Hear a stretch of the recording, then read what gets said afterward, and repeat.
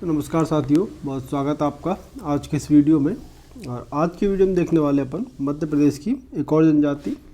कल अपन ने देखा था गौंड जनजाति के बारे में, तो आज देखते हैं भील जनजाति के बारे में। चलिए बढ़ते हैं आगे। तो यहाँ पर मध्य प्रदेश की सबसे बड़ी जनजाति होती है कौन सी? भील जनजाति को मध्य प्रदेश की सबसे बड़ी शेड्यूल्ड ट्राइब्स का दर्जा दिया गया, यानी कि जनसंख्या में ये सबसे ज़्यादा है। प्रोटो ऑस्ट्रेलियाइड परिवार की जनजाति मानी जाती है। एक यहाँ पर इतिहासकार या साहित्यकार रहे हैं आपके टीवी नायक जी। उन्होंने एक बुक लिखी है जिसका टाइटल है द भील्स अ स्टडी। ठीक, तो ये इस टाइटल के साथ उन्होंने एक बुक लिखी है जो भील जनजाति के ऊपर इस बुक को लिखा गया है। ठीक, भील जो शब्द है उसका अर्थ होता है धनुष। कर्नल टॉड जो होते उन्होंने एक शब्द दिया है भील जनजाति के लिए, वो है वनपुत्र, यानी कि जो जंगल के पुत्र हैं या जंगल में रहने वाले लोग हैं, एक तरीके से उनके लिए इन्होंने एक शब्द दिया है वनपुत्र। टॉलमी कहते हैं ये तीरंदाज, यानी कि भीलों को टॉलमी ने तीरंदाज की संज्ञा दी, यानी कि तीरंदाज इनको कहा, यानी कि धनुष बाण चलाने में माहिर माने जाते हैं, इसलिए टॉलमी ने इन्हें तीरंदाज भी कहा है। अब भीलों में एक प्रथा मिलती है आपको जिसे कहते हैं बहुधा कथीर प्रथा। इसमें क्या होता है, ये होती है भील स्त्रियां और पुरुष शरीर के विभिन्न अंगों में कथीर, चांदी और कांसे की धातु से निर्मित आभूषण पहनते हैं, यानी कि साज सजावट वाले जो आभूषण होते हैं वो पहनना ये लोग काफ़ी पसंद करते हैं। और उसमें भी चांदी और आपके कांसा, इन दो जो ये धातु होती है इनके बने आभूषण ये लोग पहनते हैं, उसे बहुधा कथीर कहते हैं। ठीक, जो पहनने का तरीका कह सकते हो आप। अगला यहाँ पर स्त्रियाँ अंगरखा नामक वस्त्र पहनती है, यानी कि जो महिलाएं होती है भील जनजाति में वो जो वस्त्र पहनती है उसको अंगरखा कहते हैं। एक शब्द अंगरखा मिलेगा आपको। क्षेत्र विस्तार की बात करें तो मध्य प्रदेश के पश्चिमी क्षेत्र वेस्टर्न एमपी, ठीक है, वेस्टर्न एमपी में इनका एरिया जो अधिकतर इनका जो विस्तार वो यहीं मिलता है, जिसमें धार, झाबुआ, अलीराजपुर, बड़वानी, खंडवा और खरगोन। तो ये वो ज़िले हैं जहाँ पर ये मुख्य रूप से जनजाति पाई जाती है। तो ये पॉइंट आपको याद रखना है। उपजातियों की बात करें कि उपजातियाँ कौन कौन सी है, तो भीली, भिलाला, बरेला, पटेलिया, राठ, रतियास, बैगास, उमड़ी, पुजारो, माधवी और कोटवार। तो ये वो सारी उपजातियाँ हैं जो किसके अंतर्गत आती हैं, तो ये आती है भील जनजाति के अंतर्गत। ठीक, सगोत्र विवाह वर्जित होती है, यानी कि एक ही गोत्र के अगर लड़का लड़की है तो उनका विवाह नहीं हो सकता या वो वर्जित होता है, उसकी मनाही होती है। तो ये सगोत्री विवाह में वर्जित होते हैं। वधु मूल्य को भील जनजाति में दापा कहते हैं। ठीक है, जो वधु मूल्य दिया जाता है, तो भील जनजाति का हम स्पेशल बात करें तो उसको एक शब्द दिया गया दापा। तो ये आपको याद रखने पड़ेंगे। ये जो टर्म होते हैं ये सीधे क्वेश्चन बन जाते हैं। आपको ये पूछ लिया जा सकता है कि दापा जो होता है वो जो उत्सव है या के जो शब्द है वो किस जनजाति के क्रियाओं से संबंधित है। आपको सीधा ये दापा दे के 4 जनजातियों को नाम दिए जाएंगे। तो आपको याद रखना पड़ेगा दापा का संबंध किससे है, भील जनजाति से। और इसमें इसका अर्थ क्या है, वधु मूल्य जो दिया जाता है भील जनजाति में, अक्सर जो सब जगह नहीं लेकिन एक तरीके से इसको सिंबलाइज किया गया है इस तरीके से कि जो वधु मूल्य की बात की जाएगी उसमें दापा उसको कहते हैं। ठीक है, विवाह में मध्यस्थता करने वाले जो व्यक्ति होते हैं उसे भांज गढ़िया कहते हैं, यानी कि एक लड़के का जो परिवार होता है, लड़की का परिवार होता है, उनके बीच में जो संबंध कराए जाते हैं तो उसमें जो बीच में जो लोग होते हैं जिन्हें कहीं कहीं बिचौलिया भी कहते हैं, तो उनके लिए भील जनजाति में खास करके जो शब्द का प्रयोग किया जाता है वो है भांज गढ़िया। ठीक, जो एक तरीके रिश्ता कराने का काम करता है, आप इसको ऐसे समझ सकते हैं। विवाह की बात करें किस प्रकार के विवाह इनमें होते हैं, तो भगोरिया एक विवाह होता है जिसे हरण विवाह भी कहते हैं, नात्रा विवाह होता है, गोल गधेड़ो विवाह होता है, सेवा और विनिमय विवाह। तो ये वो मुख्य विवाह हैं, शादियाँ, मैरिज के टाइप्स हैं जो इनमें प्रचलित है। कन्यादान की जो प्रथा होती है इसे ओगी कहते हैं। अब देखिए ये अगेन वही शब्द है, ये छोटे छोटे शब्द जो क्वेश्चन बनने की बहुत ज़्यादा पॉसिबिलिटी। ओगी आपको दे दिया जाएगा, ओगी, और इसका संबंध आपको पूछ लिया जाएगा कि कौन सी जनजाति से इसका संबंध है। 4 जनजाति आपको दे दी जाएंगी, बताइए ओगी का संबंध किससे है। भले आप इसके बारे में डिटेल ना पूछें लेकिन ये पूछ लिया जा सकता है ओगी का संबंध किस जनजाति, तो भील जनजाति।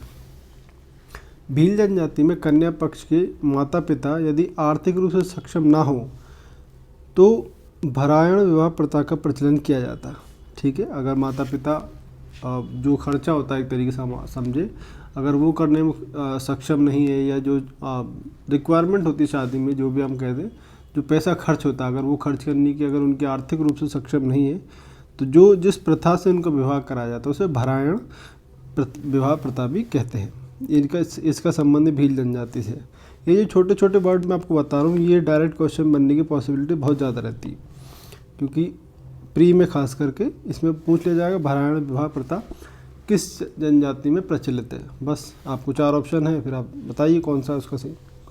तलाक और विवाह विच्छेद यहाँ पर प्रचलित है, यानी कि शादी के बाद जो डाइवोर्स होता है या अलग रहने की जो प्रथा होती है, तो वो भी इसमें की जा सकती है। ऐसा बंदिश नहीं है कि अगर शादी हो गई तो, या फिर जो तो डिवोर्स नहीं हो सकते, तलाक नहीं हो सकता, तो ये भी इसमें एक तरीके से हम कहें तो इसमें कोई आम बात है, या ये कह सकते हैं कि इसको बहुत वैसे नहीं लिया जाता, ये साधारण बात, आप विवाह विच्छेद डिवोर्स कर सकते हो। ठीक, एक डाम प्रथा होती है इसमें, जिसमें बच्चा 12 वर्ष का होने पर दाहिने हाथ में तीर से उसको दागा जाता है, हल्का सा एक निशान बनाया जाता है, और जिसकी मान्यता ये है कि ये चीज़ करने से या उसको उस तीर से दागने से शारीरिक व्याधियाँ नहीं आती, यानी कि उसको जो बीमारियाँ होती है, शारीरिक कोई परेशानियाँ होती है, तो उससे वो बचा रहता है। तो ये एक मान्यता है, और इसमें तीर के निशान को, तीर के अगला जो भाग होता है उसको गर्म करके एक तरीके से दाग लगाया जाता है, उसका मतलब निशान जलाया जाता है, आप ये कह सकते हो। लेकिन बहुत बड़ा नहीं होता, ये सिंबॉलिक होता है, आप इसको इस तरीके से समझिए। लेकिन यह है 12 वर्ष उम्र होनी चाहिए, तो ये इसमें एक पॉइंट है याद रखने वाला। एक गल उत्सव ये लोग मनाते हैं जो होली के दूसरे दिन मनाया जाता है।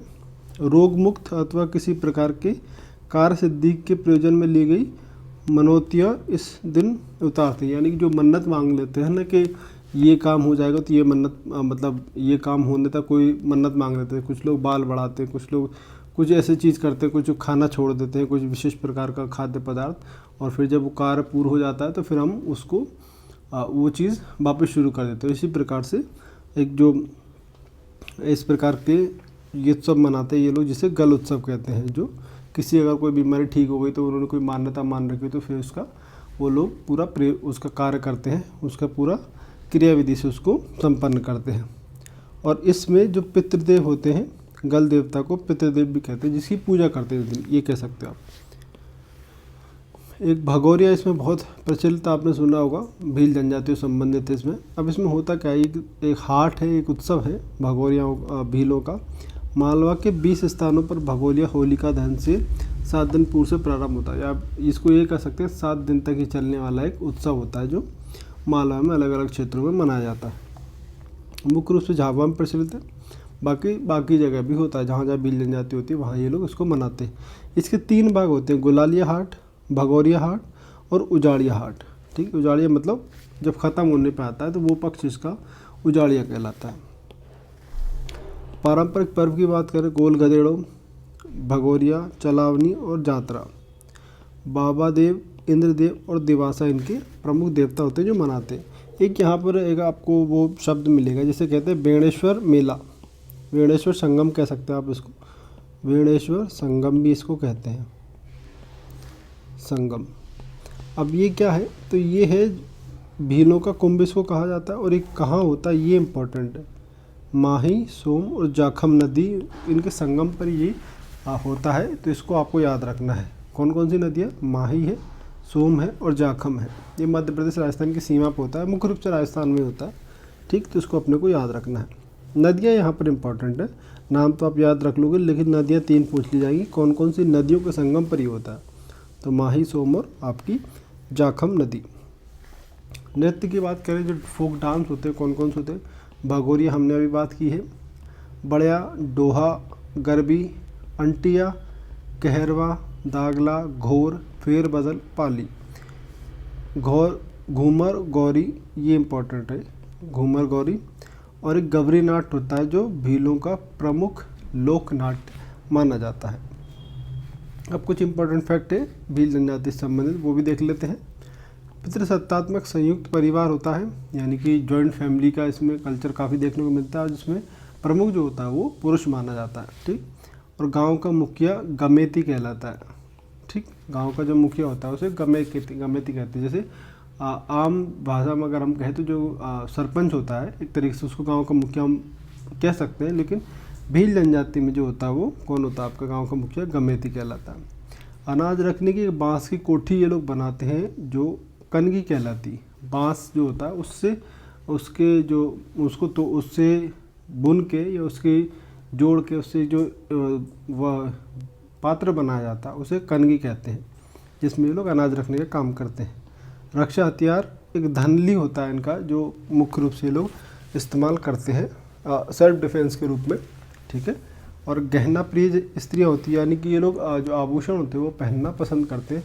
और हमने देखा था यह मुख्य रूप से चांदी और कांसे का प्रयोग मुख्य रूप से करते हैं, लेकिन अब तो बाकी सारी जो धातुएं हैं उनका भी प्रयोग लोग करते हैं। ठीक। लेकिन ये दो मुख्य रूप से है, आपका चांदी और कांसा।